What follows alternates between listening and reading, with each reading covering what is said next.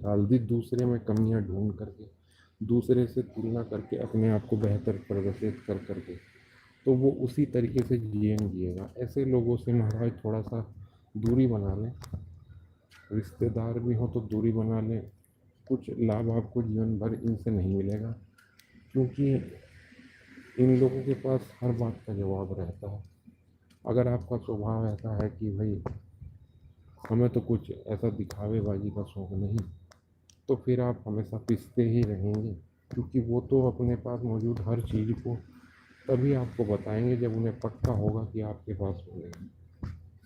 तो ये एक बड़ी समस्या है महाराज, और इसी पे मैं बताना चाह रहा था कि कभी इसमें दुखी मत हो सकता है कोई आके आपको कहेगा कि देखो मैं तो इतने पैसे कमा रहा हूँ, मेरे पास तो इतनी बड़ी गाड़ी है, देखो मेरे पास तो इतने महंगे कोट है, मेरे पास तो ये है, मेरे पास तो वो है, मेरे तो रिश्तेदारों की शादी ऐसे हुई, मेरे तो रिश्तेदारों में ऐसे बच्चे हैं, मेरे तो बच्चे इतने होशियार हैं। यहाँ पर सारा का सारा जो खेल है, ये खेल वही आदमी खेलता है जो बेचैन है, जो अंदर से परेशान है, जिसके जीवन में कोई खुद के लिए कोई खुद का कोई रस नहीं है। वो दूसरों से ही रस प्राप्त कर रहा है, जो आनंद का रस है। तो जब तक आप भी, कोई भी आदमी है, तो आप समझ लेना वो आपसे भी बुरी हालत में है। ये बिल्कुल मैं साफ बात बता रहा हूँ, बहुत ही कठोर। अगर कोई व्यक्ति आपको अपनी बड़ाई कहे जा रहा है, और उसे भी पता है और आपको भी पता है कि उसे ये बात पता है कि मेरे पास ये चीज़ है ही नहीं, तो इसका मतलब यही है कि उस आदमी के अंदर से जो आनंद का रस है वो बन ही नहीं रहा। उसे वो समाज से ही प्राप्त हो रहा बेचारे को। उसकी दुर्दशा आपसे भी बदतर है। भले ही वो आपसे फ़ोन पे उस 5 मिनट के दौरान या आपसे रास्ते में मिला हो या आपके घर आ गया हो, उस आधे घंटे में बड़ा खुश दिखाई दे रहा हो और बड़ा हंस हंस के आपको बता रहा हो, और वो खुशी आपको उसे आपसे ही मिल रही, आपके बिना उसे वो खुशी ही नहीं मिल रही, क्योंकि उसके अंदर से ही रस नहीं है वो आनंद का। तो ऐसे लोगों को देख के जो आपके सामने ऐसे बखान करेंगे, ऐसे बताएंगे कि देखो मैं तो ये हूँ वो हूँ, मैंने तो ये कमा लिया, ये कर दिया, ऐसे लोगों को देख के आप दुखी मत होना।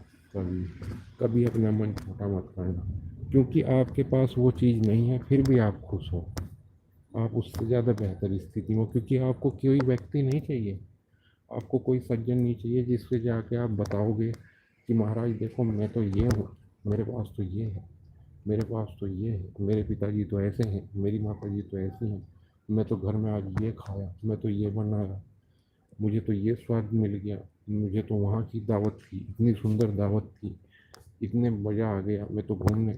जो आपको, आप अगर ऐसी बात नहीं किसी को बता रहे, तो फिर इसका मतलब ये है कि आपके अंदर खुद से रस बनता है, आनंद का रस।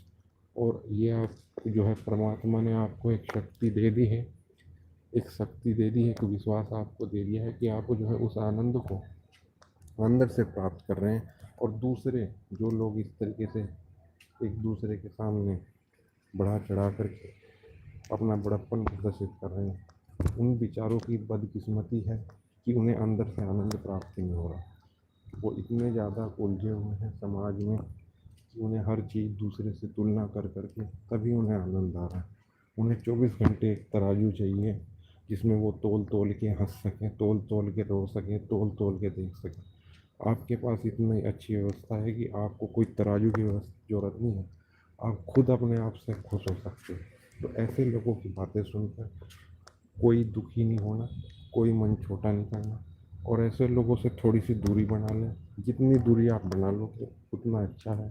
ज़्यादा चक्कर में मत पड़ो ऐसे लोगों, चाहे वो कोई भी हो, क्योंकि ऐसे लोगों से आपको जीवन में कभी कुछ प्राप्त नहीं होने वाला। ये गारंटी मैं आपको दे दे रहा हूँ। वो आपके साथ कभी ऐसी बात नहीं करेंगे जो अच्छी हो, जो नॉर्मल हो, जो सामान्य हो। वो ऐसी ही बात करेंगे। आप उनके साथ 10 आदमियों के बीच में भी खड़े हो जाओगे, वहाँ भी वो इसी तरह की बात, अरे देखो कैसा कोट पहना है उसने, अरे देखो उसकी तो गाड़ी पुरानी है, अरे देखो उसका तो काम ही बेकार है, अरे देखो उसकी तो दाढ़ी बड़ी हुई है। वो ऐसी ही बात करेंगे।